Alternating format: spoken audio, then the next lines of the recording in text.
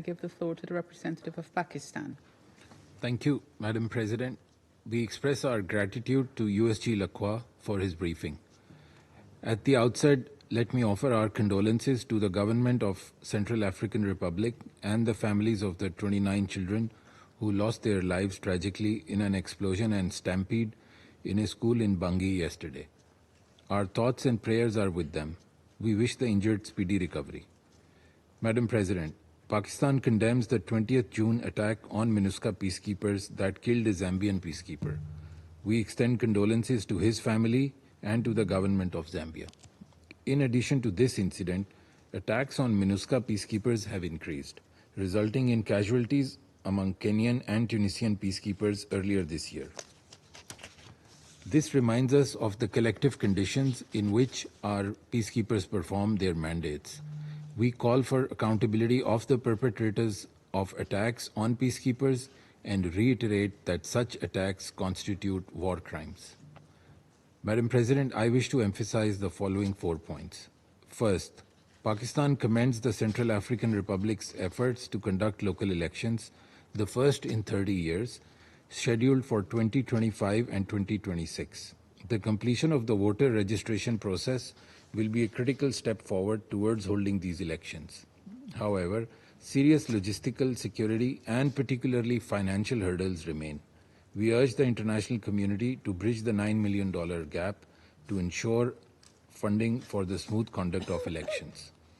Second, we commend the government of the Central African Republic for continued positive developments in implementing the political agreement for peace and reconciliation, the national defense policy, and regional cooperation, exemplified by the Bembere border post with Chad. Despite progress, clashes over transhumance corridors, along with the religious and ethnic overtones of conflicts between armed groups in some areas, such as Auham Pende and Mbomu Prefecture, are concerning. Additionally, spillover effects from the conflict in Sudan continue to fuel insecurity in parts of Central African Republic. If unaddressed, these factors may jeopardize social cohesion, security, and stability. We call on armed groups that have not laid down their arms to cease hostilities and return to political dialogue. Third, the humanitarian crisis in the Central African Republic, exacerbated by the refugee crisis, displacement, and climate change, demands urgent attention. The 2025 response plan is only 13.4% funded, risking aid cuts for 1.8 million vulnerable population, including thousands of refugees affected by Sudan's spillover conflict. The humanitarian response plan needs to be adequately funded.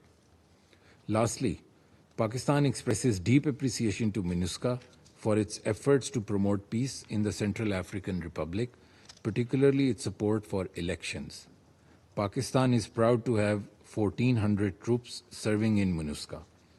We will soon deploy a Level 2 field hospital in the mission, which will provide medical facilities to uniformed personnel, civilian staff, government officials, and local population. MINUSCA has demonstrated its ability to anticipate, innovate, and adapt in addressing operational challenges. However, MINUSCA's operational capacity is crippled by $410.7 million in unpaid contributions.